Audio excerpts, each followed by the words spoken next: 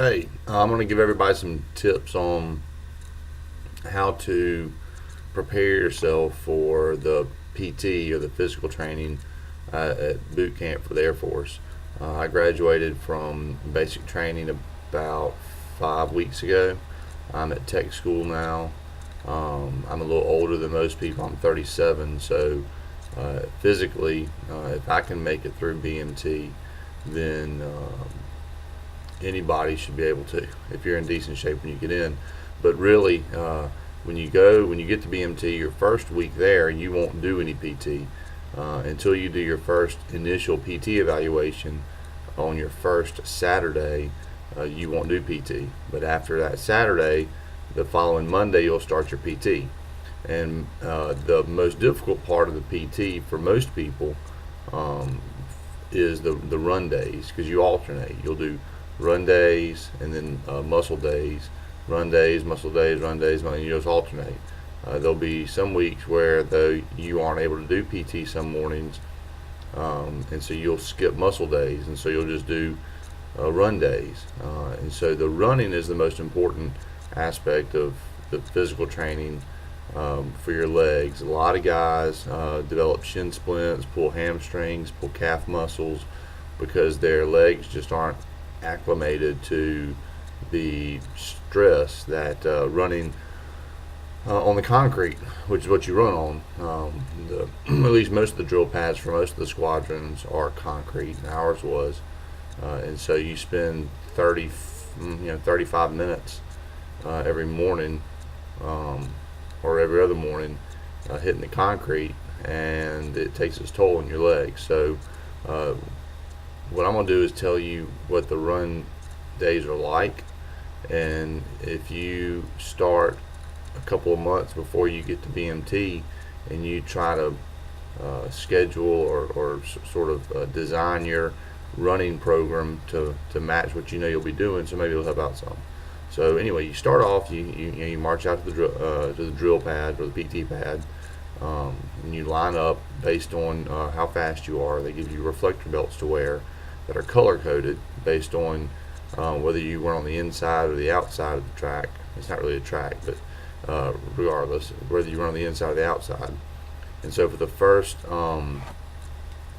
15 minutes, you run a self-paced, you run a instructor-paced lap, and it's usually about I think it's a 2-minute 15-second quarter mile pace.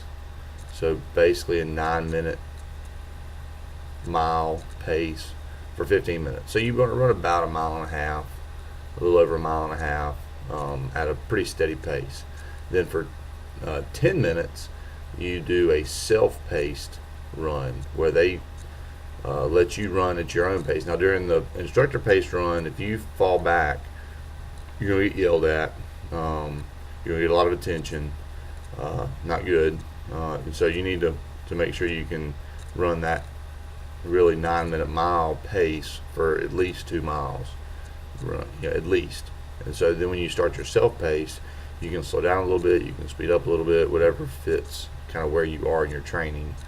You do that for 10 minutes. So that's 25 minutes of running so far. Then the final portion of the run day are, I guess you call them ladders or interval runs, where you sprint for 30 seconds and walk for 30 seconds. Sprint for 30 seconds, walk for 30 seconds. You do that generally about 6 times. And then you fall back into your flight formation, do your stretching, and head on back for breakfast or to fix your dorm up or shower, whatever the case may be. So if going in, if you can design your run to mirror that and your body can handle it, then that should give you a little bit of a leg up, because it gets real competitive and you don't want to put yourself behind, because the physical aspect of BMT shouldn't be the most difficult part, and if it is, then you're going to struggle mentally and emotionally with other things that you shouldn't have to struggle with. So if your legs feel good, if you pull muscles and have shin splints it's going to make the first few weeks of BMT pretty miserable, and they don't have to be. Like I said, you're going to have enough stress as it is in the dorm with your instructor. The last thing you need is to get extra attention from your instructor because you can't, run that 12-minute mile and a half soon enough.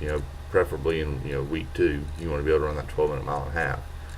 Push-ups and sit-ups, you need to be able to reach the minimum push-ups and sit-ups before you get there, because the push-ups and sit-ups that we did was enough to maintain what you were doing when you got there. And if you wanted to get better, then you had to do extra push-ups and extra sit-ups at night in the dorm, and we did that. And so keep that in mind.